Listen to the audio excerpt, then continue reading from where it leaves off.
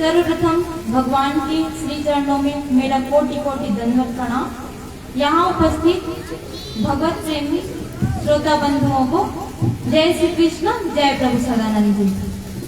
आपके ग्राम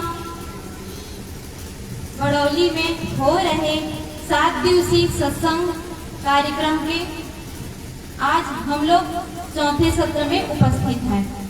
आप लोग पिछले 3 दिन से कार्यक्रम सुनते आ रहे हैं।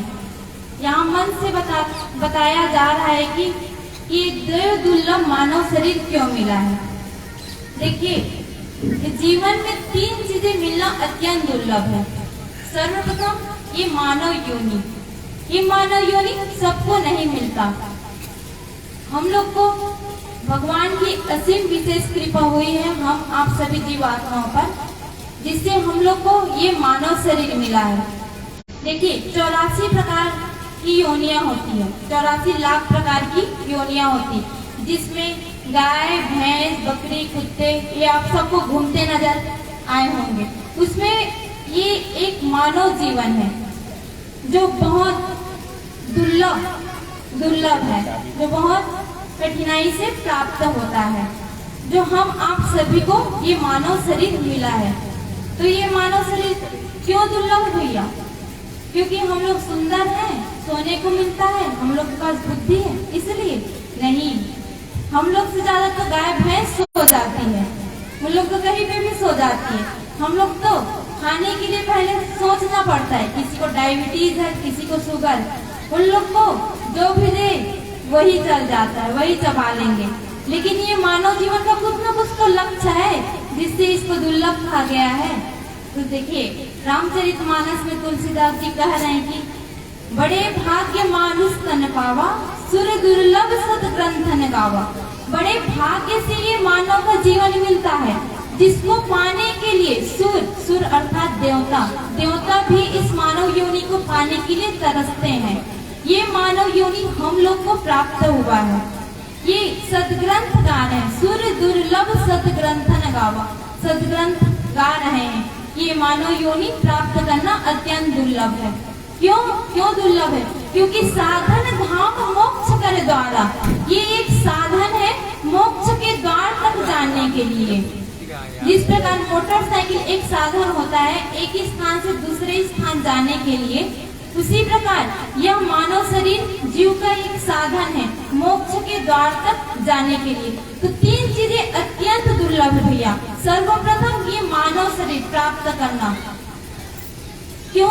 क्योंकि ये मोक्ष के द्वार तक जाने के लिए, ये मानव शरीर का ही लक्ष्य है कि मोक्ष प्राप्ति करना। देखिए, ये मोक्ष और मुक्ति अलग अलग चीजें होती है। मुक्ति प्लस अमरता बराबर होता है मोक्ष। मुक्ति मतलब ये जो 84 लाख प्रकार की जो योनियां होती है, जिसमें गाय, भैंस, बकरी, कुत्ते, कीट पतंगे जो आती है, 84 लाख प्रकार की योनियां, उससे आवागमन से छुटकारा मिल जाता है, उसको कहते हैं मुक्ति। फिर जन्मना मरना नहीं पड़ता है।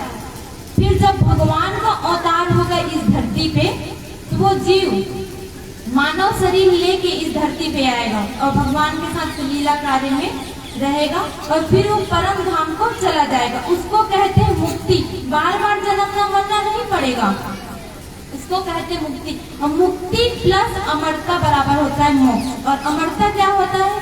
जिस प्रकार सबरी जी को मिला, ये रूप और नाम कायम हो जाए समाज में, उसको कहते हैं अमरता।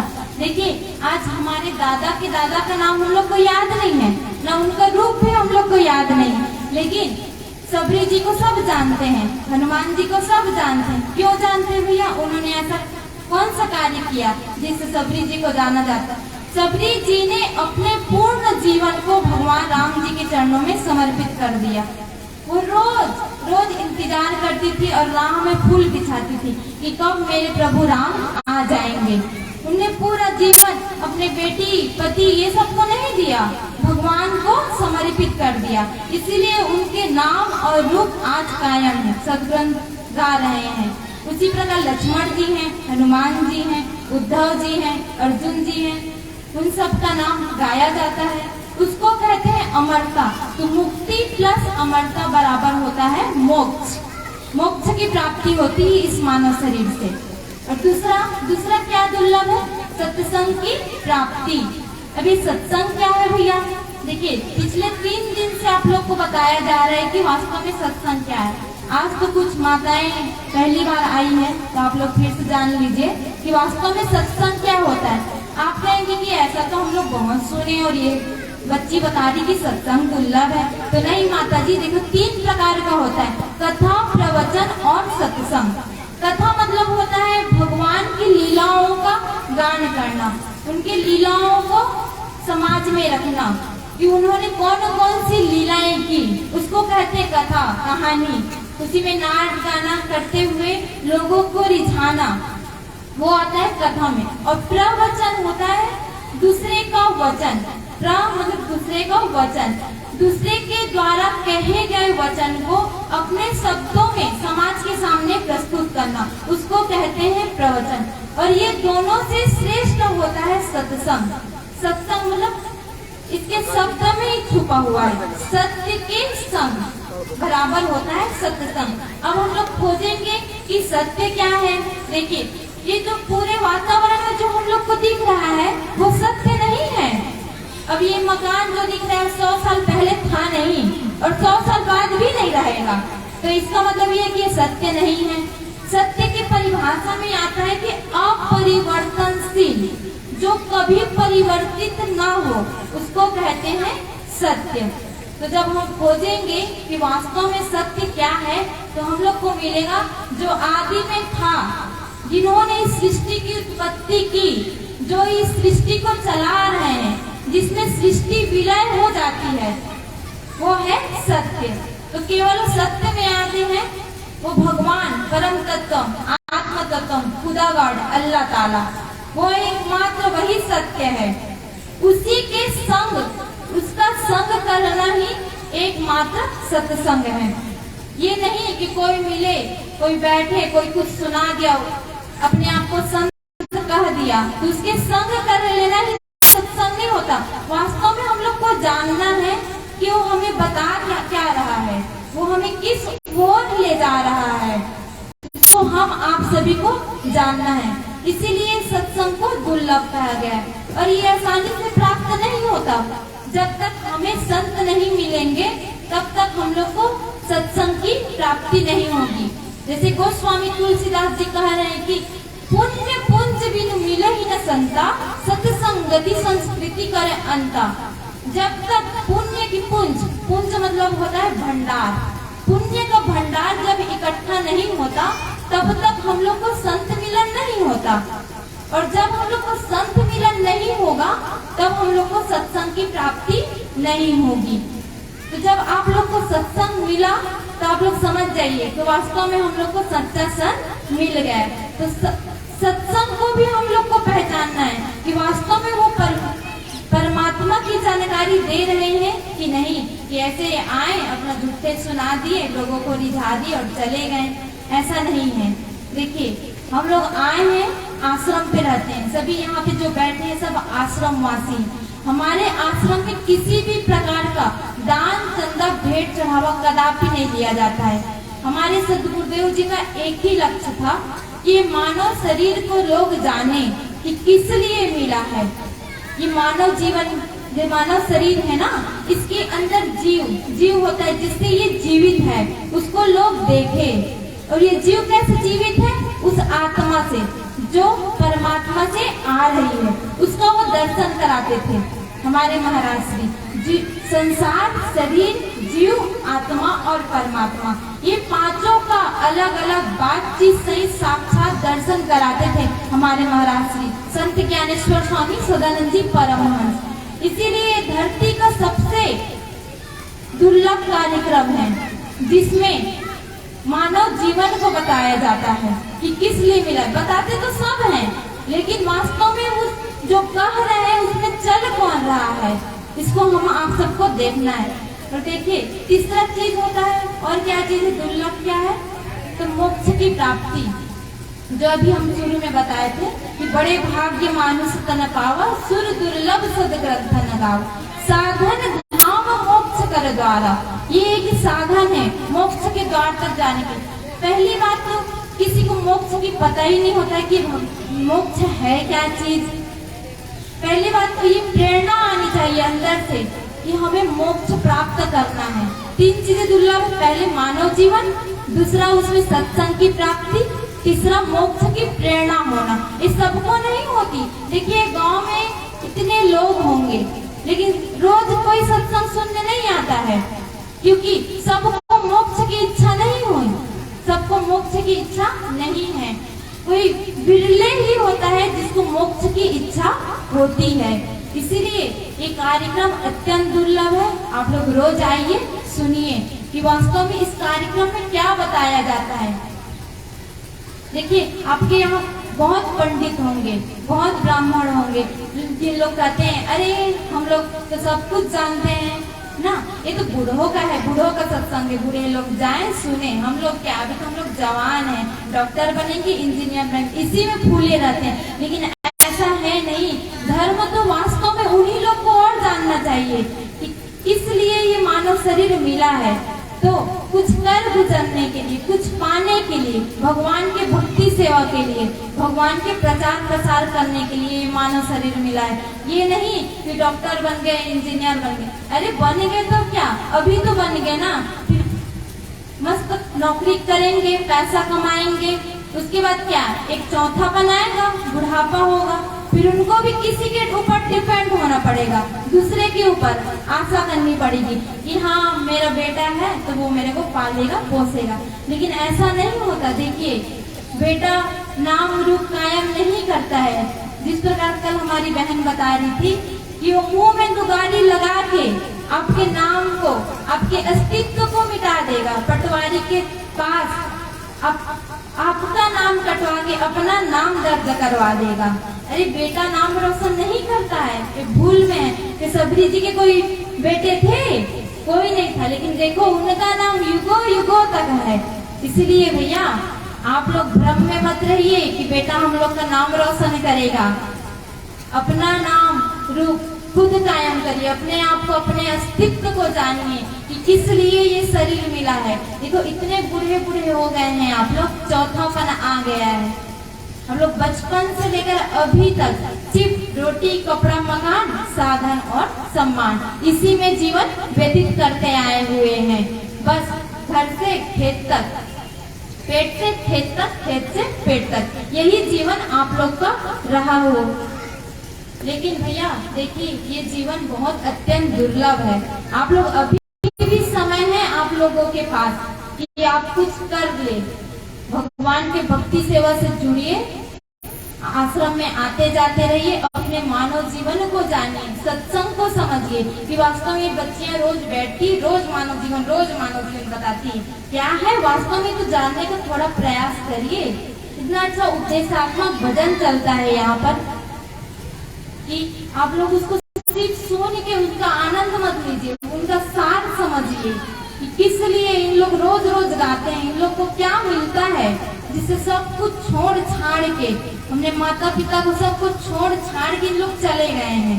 ये कम से कम इसको देखने के लिए, जांच करने के लिए आइए। यहाँ पास में अपना आगरा आश्रम है, किरावली के पास, वहाँ जाके आप लोग कम से कम चेक करिए, जांच करिए कि इन लोग जो कहती है वो सही में सत्य है कि हमारे गांव में आई, बस सुनाई और चली गई। ऐसा नहीं है भैया, सब यहाँ समर्पित रहते हैं, सब तन मन धन सब भगवान को समर्पित कर दिए हैं, अपने आश्रम पे रहते हैं। हम लोग मुख्यालय है पुरुषोत्तम धाम आश्रम, पुरुषोत्तम नगर बाराबंकी।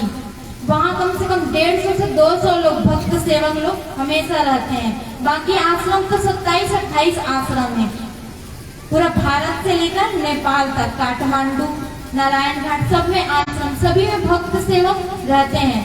तो आप लोग आइए, जांच करिए, देखिए कि उन लोग वास्तव में जो कह रहे हैं वो सही है कि गलत है। इसी के साथ एक छोटा सा भजन है। प्रेम से बोलिए सदगुरुदेव जी महाराज की, परमपिता परमेश्वर की, आनंद कंद लीलाधारी प्रभु सदानंद जीवन मोहन भगवान की। छूट जाएगी, छूट जाएगी, छूट जाएगी एक दिन यह तेरी जिंदगानी। बोल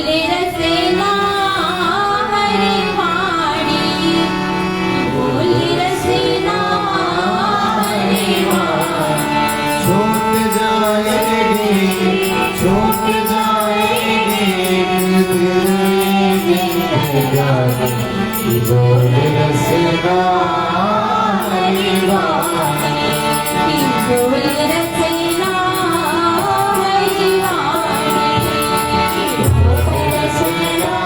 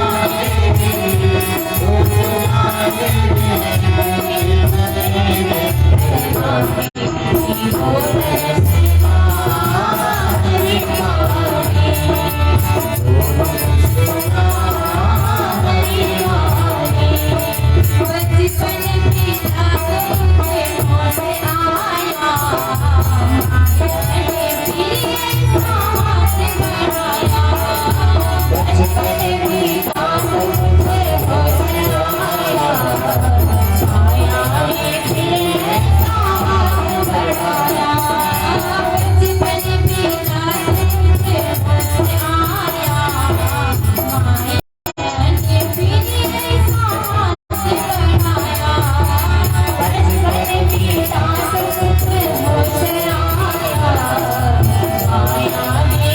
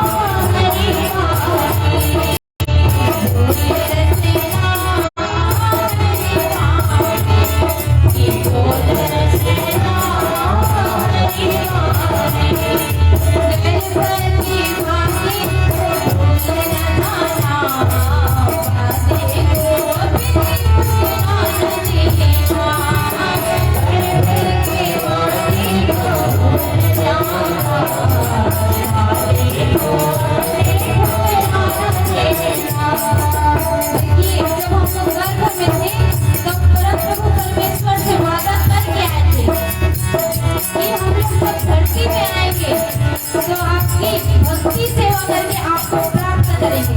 लेकिन हम लोग यहाँ धरती में आके उस परम प्रभु परमेश्वर को भूल जाते हैं।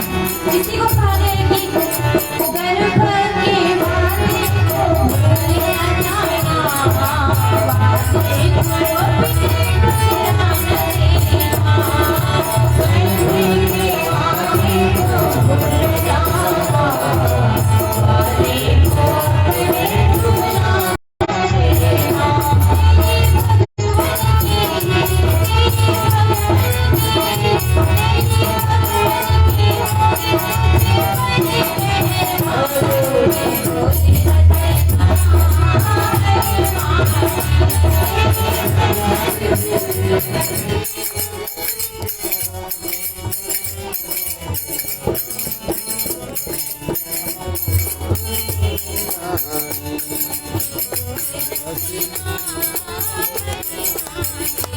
भोले रसना हरि